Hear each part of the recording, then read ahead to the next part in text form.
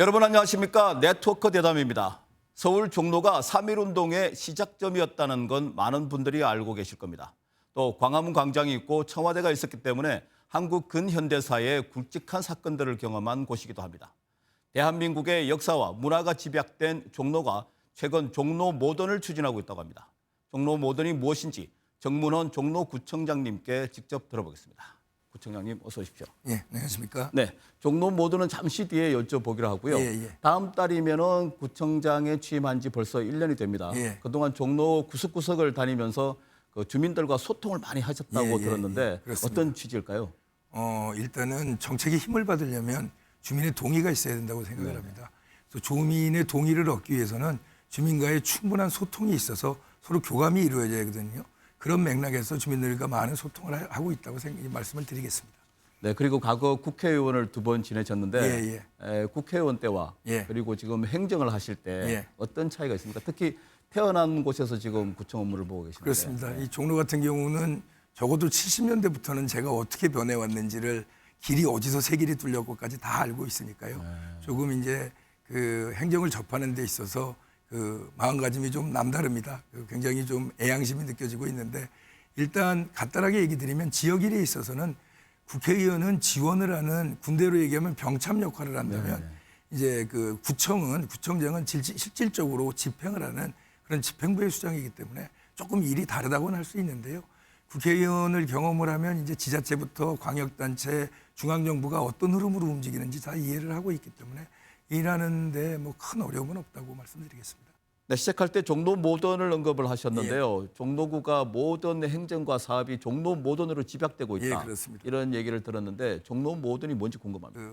한마디로 얘기하면 북극성과 같은 좌표입니다. 우리가 보고 가야 되는 좌표고 정의를 이야기하자면 세계의 본이 되는 우리식 고도 현대화의 구현입니다. 그래서 이것을 왜 하느냐? 그 어느 때보다 살기 좋은 종로를 구현하기 위해서 이것을 하는 것인데 종로 모던의 3대 원칙은 개방과 합리화 혁신입니다. 그리고 수용과 변형을 통해서 이를 이루고자 하는 것입니다. 여기서 그 고도 현대화의 구현이라는 표현을 쓴 것은 미래는 아직 오질 않은 세상 아닙니까? 미래 기술은 아직 나오지 않은 기술인데 고도 현대화라는 것은 1시간 전에 나온 지식이 가장 좋은 것이면 그것을 차용하고 1000년 전에 나온 게 가장 좋은 것이면 그것을 차용하는 것입니다. 그래서 이제 문화뿐만 아니라 모든 행정에서도 이 종로 모던을 구현해 나가는 것이 저희의 좌표라고 말씀드릴 수 있습니다. 네, 지난 한 해 종로구에 좌표를 설정하셨다 이렇게 말씀하셨는데요. 한편으로는 최근 노조와 갈등을 겪고 있는 것으로 알고 있습니다. 예. 어떤 얘기입니까? 지금 노조가 저를 좀 규탄하면서 저를 스트레스 주려고 좀 따라다니고 있습니다. 그런데 이제 왜 이런 상황이 발생을 하냐면 그 현행 공무원 노조법에 노조의 전임자는 휴직을 하게 돼 있습니다. 이 휴직을 하게 되는 문제는 전임자의 월급을 누가 주느냐, 국민의 세금으로 주느냐, 노조에서 주느냐의 문제. 그다음에 이제 전임자가 휴직을 하게 되면 호봉도 올라가질 않고, 그다음에 이제 금평도 나오질 않습니다. 그렇기 때문에 사실은 뭐 휴직을 하면 공무원들이 뭐 본인의 입장에서는 여러 가지로 좀 바람직하지 않다고 생각을 할 수 있겠지만 현행법상 노조 전임자는 나라 일을 하는 것이 아니고 노조 일을 하는 것이기 때문에 휴직을 해야 된다고 법률에 명하고 있습니다. 그래서 제가 법대로 하자는 의미에서 그 우리 종로구 노조 지부장한테 법대로 하라는 요구를 수차례 했고 그것을 지키지 않아서 지금 현행법 위반으로 그 징계 절차 고발을 해놓은 그런 상황입니다. 직무유기로. 그것을 이유로 지금 노조가 저와의 마찰을 일으키고 있는 그런 현상이라고 말씀드리겠습니다. 그리고 종로구가 청년 일자리를 위한 국제서당을 운영하고 있다고 들었습니다. 예. 주로 여기서 어떤 걸 가르치는지 궁금한데요. 이 국제서당은 그 청년 일자리랑도 연결이 돼 있지만 간단하게 이야기를 하면 아이들의 삶의 자양분이 될 수 있는 인문학 철학을 그걸 영어로 가르치는 프로그램입니다. 그래서 지금 초등학교, 중학교 학생들이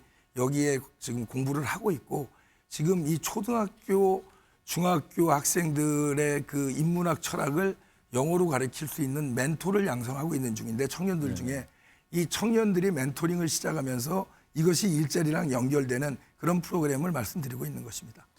네, 그리고 탑골공원은 1919년 3월 1일 독립선언서를 낭독한 우리 민족의 성지인데요. 종로구가 여기에 성역화 사업을 추진한다고 들었습니다.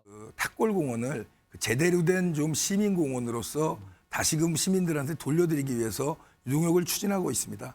그 여기에 따라서 범국민 그 탁골공원 성역화 추진위원회가 민간에서 진행 중에 있는데요. 네, 네. 지금 현재 그 발기인 대표로 이종찬 광복회장께서 활동을 하시고 계시고 그 발기인 안에는 김구 선생 그 손주분이신 김진 선생님, 그다음에 지금 그 이승만 대통령 양자분이신 이인수 박사님이 다 참여하셔서 그동안에 우리의 좌우의 갈등을 씻고 이 사업을 통해서 좀 3.1운동의 한 계기를 통해서 좀 하나가 되고자 하는 운동을 그 범국민 추진위원회에서 지금 하고 있는 걸로 알고 있습니다. 그래서 이 민간과 그 관이 그 양쪽에 축을 이루고 협조를 해서 그 탁골공원을 좀 제대로 된 시민공원으로 탈바꿈시키고자 지금 진행 중에 있습니다.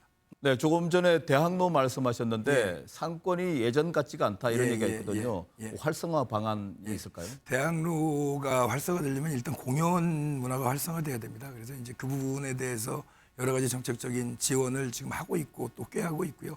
그다음에 이제 또 하나로 저희가 젊었을 시절에는 대학로를 주말에 차 없는 거리로 운영을 했었습니다. 네, 그래서 그렇죠. 네. 좀 대학로를 문화 해방구를 만들어 보자는 이제 맥락에서 서울시랑 협조해서 주말에 차 없는 거리를 지금 시범 사업으로 3번 정도 지금 기획을 하고 있습니다. 그래서 저번 주 토요일 날 이제 첫 번째 대학로에 차 없는 거리가 그 진행이 돼서 그 여러 가지 그 버스킹 공연들이 있어서 우리 시민들이 다 함께 즐겨주시고 또 거기 이제 펫 대회가 있었지 않습니까? 그래서 이제 많은 시민들이 나와서 굉장히 그런 문화적인 그 행사들을 많이 즐겨주셨습니다. 그래서 이제 7월 16일 일요일, 그다음에 이제 8월 9일 토요일 날 또 이제 대학로에 차 없는 거리를 시범적으로 하면서 이제 문화 행사들을 하는데요. 좀 많은 시민들께서 좀 나와주셔서 그 문화를 즐겨주셨으면 하는 그런 바람입니다.